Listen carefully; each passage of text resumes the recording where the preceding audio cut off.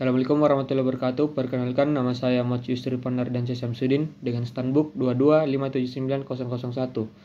Nah, di video kali ini saya akan mempresentasikan tugas saya dari mata kuliah Tarifikasi Perdagangan Internasional. Baik, kita langsung masuk ke materi pertama. Tujuan kebijakan tarifikasi untuk menganalisis efektivitas perlindungan industri dalam di negeri Indonesia. Di sini ada beberapa poin. Poin pertama itu melindungi industri lokal. Kebijakan ini bertujuan untuk melindungi industri dalam negeri dari persaingan yang tidak adil dengan produk impor yang lebih murah. Dengan mengenakan tarif, diharapkan produk lokal dapat lebih kompetitif. Yang kedua, berikutnya pertumbuhan ekonomi. Dengan memberikan perlindungan kepada industri dalam negeri, kebijakan ini diharapkan dapat mendorong pertumbuhan sektor-sektor tertentu, menciptakan lapangan kerja, dan meningkatkan kontribusi terhadap PDB. Poin berikutnya, meningkatkan investasi. Perlindungan yang diberikan melalui tarif dapat menarik investasi domestik dan asing ke sektor-sektor yang dianggap strategis sehingga mendukung pembangunan industri. Di poin berikutnya, meningkatkan kualitas produk. Dengan adanya perlindungan, industri lokal diharapkan lebih berfokus pada peningkatan kualitas dan inovasi produk yang pada gilirannya dapat meningkatkan daya saing. Di poin berikutnya, menjaga stabilitas pasar. Kebijakan ini juga dapat bertujuan untuk menjaga stabilitas pasar domestik dari fluktuasi harga yang disebabkan oleh impor, sehingga dapat memberikan kepastian bagi produsen lokal. Di poin terakhir, analisis efektivitas.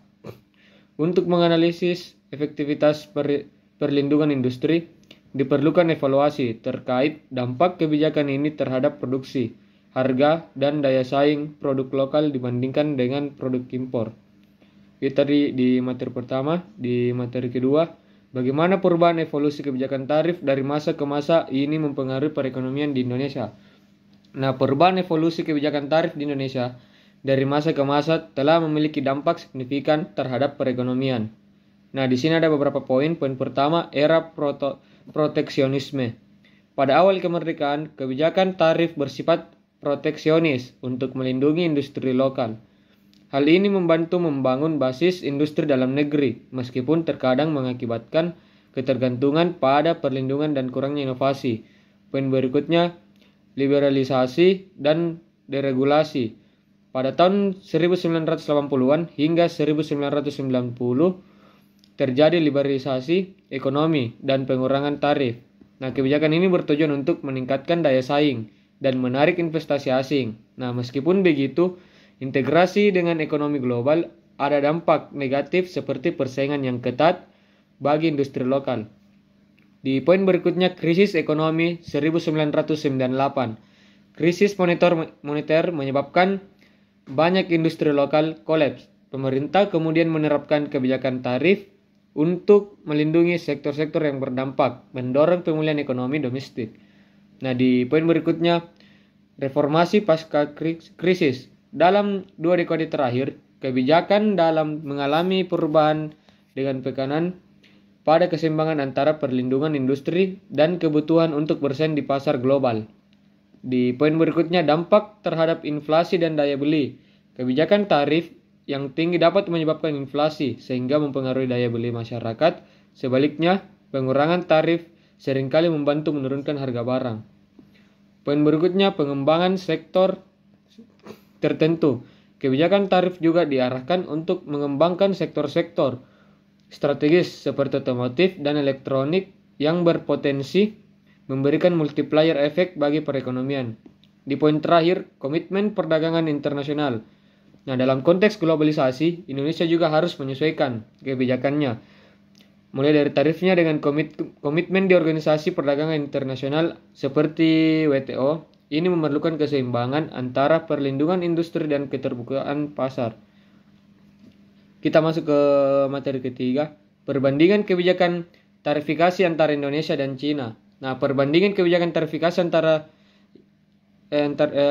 Indonesia dengan Cina mencerminkan pendekatan yang berbeda dalam perlindungan industri dan integrasi ke dalam ekonomi global. Nah, di sini ada beberapa poin. Poin pertama itu pendekatan proteksionisme Kalau di Indonesia itu cenderung lebih proteksionis. Nah, sedangkan di Cina, meskipun juga melindungi industri lokal, Cina lebih agresif dalam mendorong ekspor. Nah, kebijakan tarifnya seringkali berfokus pada pengembangan sektor-sektor strategis melalui dukungan langsung dan kebijakan industri. Nah, poin berikutnya tarif impor. Di Indonesia, kebijakan tarif bervariasi antara sektor dengan tarif lebih tinggi pada barang-barang yang bersaing langsung dengan produk lokal. Nah, sedangkan di Cina memiliki tarif yang lebih rendah secara keseluruhan untuk barang konsumsi, namun menerapkan tarif tinggi pada sektor-sektor yang ingin dilindungi seperti teknologi dan manufaktur. Di poin berikutnya, kebijakan inovasi. Di Indonesia, fokus pada perlindungan industri lokal dengan harapan mendorong inovasi. Sedangkan di Cina sangat mendorong inovasi melalui kebijakan industri yang aktif termasuk subsidi dan dukungan riset dan pengembangan, menjadikan sebagai salah satu pemimpin dalam teknologi global. Di poin berikutnya keterlibatan dalam perdagangan global. Di Indonesia terlibat dalam berbagai perjanjian perdagangan internasional tetapi masih menghadapi tantangan dalam menyeimbangkan perlindungan industri. Nah, sedangkan di Cina memiliki strategi perdagangan yang lebih agresif seperti Belt and Road Initiative dan aktif dalam organisasi perdagangan internasional. Nah, di poin berikutnya, respon terhadap krisis ekonomi. Di Indonesia menggunakan tarif sebagai alat untuk melindungi industri pasca krisis seperti yang terlihat setelah krisis moneter 1998. Nah, sedangkan Cina menghadapi krisis dengan mempercepat reformasi dan liberalisasi pasar, meskipun tetap mempertahankan perlindungan untuk sektor-sektor yang dianggap penting. Nah, di poin terakhir, dampak sosial dan ekonomi. Indonesia, kebijakan tarif yang tinggi dapat mempengaruhi inflasi dan daya beli berpotensi menimbulkan ketidakpuasan sosial. Nah, sedangkan di Cina, meskipun menghadapi tantangan serupa, Cina lebih fokus pada pengembangan ekonomi yang inklusif dan pengurangan kemiskinan sering kali menggunakan pertumbuhan ekonomi yang kuat untuk mengatasi dampak sosial. Nah, itu tadi materi ketiga, kita masuk ke materi keempat. Bagaimana kebijakan tarifikasi dapat digunakan sebagai alat negosiasi yang efektif dalam perundingan perdagangan internasional. Nah, di sini saya akan menjelaskan kebijakan tarifikasi dapat menjadi alat negosiasi yang efektif dalam perundingan perdagangan internasional dengan beberapa cara. Nah, untuk beberapa caranya, di sini ada beberapa cara. Yang pertama itu meningkatkan daya tawar. Dengan menetapkan tarif yang tinggi pada barang tertentu, suatu negara dapat meningkatkan daya tawarnya dalam negosiasi. Misalnya, jika suatu negara mengenakan tarif tinggi pada produk pertanian, negara lain bersedia menawarkan konsesi pada sektor lain sebagai imbalan untuk penurunan tarif. Nah, contohnya itu dalam perundingan Trans-Pacific Partnership, beberapa negara menggunakan tarif pertanian sebagai alat negosiasi untuk mendapatkan akses yang lebih baik ke pasar non-pertanian. Nah, di poin berikutnya itu mempertahankan industri strategis. Negara dapat menggunakan kebijakan tarif untuk melindungi industri yang dianggap strategis selama perundingan dengan menunjukkan komitmen untuk mempertahankan industri tersebut. Nah, contohnya itu dalam perundingan antara Amerika Serikat dan Uni Eropa. AS mempertahankan tarif pada sektor otomotif sambil meminta penurunan tarif Eropa pada sektor jasa dan produksi lainnya. Di poin berikutnya itu penggunaan tarik ulur. Nah, tarif bisa dijadikan alat untuk menguji keseriusan pihak lain dalam negosiasi. Negara bisa mengancam untuk meningkatkan tarif jika tidak mendapatkan konsesi yang diinginkan, mendorong pihak lain untuk lebih terbuka dalam diskusi. Nah, contohnya itu selama perang dagang antara AS dan Cina, AS meningkatkan tarif pada berbagai barang Cina sebagai respon terhadap kebijakan perdagangan yang dianggap tidak adil. Nah, ini mendorong Cina untuk menawarkan konsesi dalam negosiasi. Di poin berikutnya, perlindungan terhadap sektor rentan. Dalam negosiasi, negara dapat mengajukan perlindungan untuk sektor-sektor yang rentan sebagai bagian dari tawar-menawar. Nah, contohnya dalam perundingan NAFTA, Kanada mengajukan perlindungan untuk sektor susu sebagai bagian dari negosiasi dengan AS untuk merupakan bargaining chip untuk mendapatkan akses lebih baik ke pasar lain. Nah, yang terakhir, komitmen untuk mengurangi tarif di masa depan. Negara bisa menawarkan pengurangan tarif sebagai insentif untuk mendapatkan konsesi dari negara lain, menciptakan kesepakatan yang saling menguntungkan. Contohnya, dalam perjanjian perdagangan bilateral antara Jepang dan Australia, Jepang setuju untuk mengurangi tarif pada produk daging sapi sebagai imbalan untuk akses yang lebih baik ke pasar pertanian Australia. Nah, kita masuk ke materi terakhir, materi kelima, tujuan kebijakan tarifikasi, evolusinya di Indonesia, dan perbandingan dengan negara lain. Bagaimana informasi ini dapat digunakan untuk merekomendasikan perbaikan kebijakan tarif di Indonesia. Nah, untuk merekomendasikan perbaikan kebijakan tarif di Indonesia, penting untuk memahami tujuan kebijakan tarifikasi, evolusinya di Indonesia, serta perbandingannya dengan negara lain. Nah, di sini ada beberapa poin. Poin pertama itu tujuan kebijakan tarifikasi, melindungi industri lokal, mengurangi dampak persaingan dari produk impor agar industri domestik dapat tumbuh dan berkembang.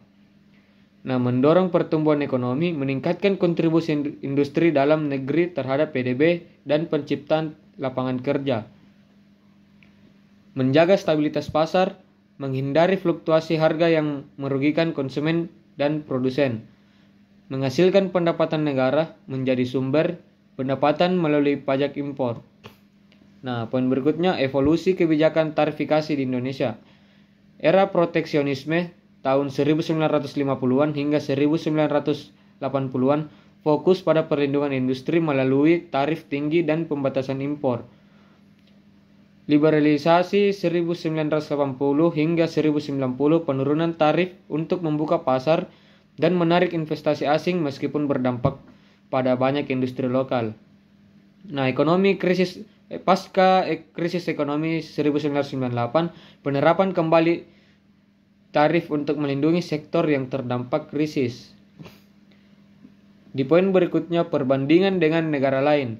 Nah, Cina menggunakan kebijakan tarif ini untuk melindungi industri sambil mendorong ekspor.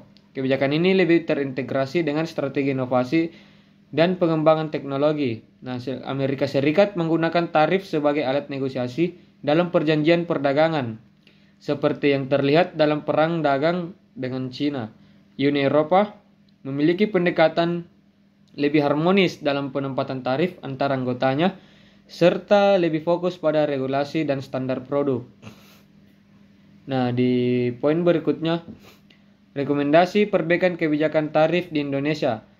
Pendekatan yang seimbang, mengembangkan kebijakan tarif yang seimbang antara perlindungan industri lokal dan keterbukaan pasar untuk meningkatkan daya saing.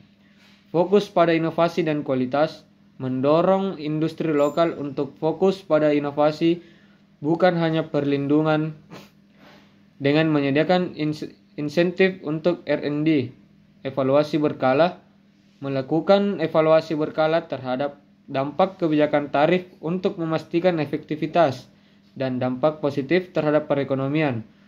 Dengan dialog stakeholder, mengadakan dialog yang lebih intensif dengan pelaku industri yang lebih responsif terhadap kebutuhan pasar, perbandingan internasional, mempelajari pengalaman dan praktik terbaik dari negosiasi dan perlindungan industri, penyesuaian dengan komitmen internasional, memastikan kebijakan tarif selaras dengan komitmen perdagangan internasional untuk menghindari konflik dan sanksi. Itulah tadi materi yang bisa saya sampaikan pada video kali ini. Lebih dan kurangnya mohon dimaafkan. Assalamualaikum warahmatullahi wabarakatuh.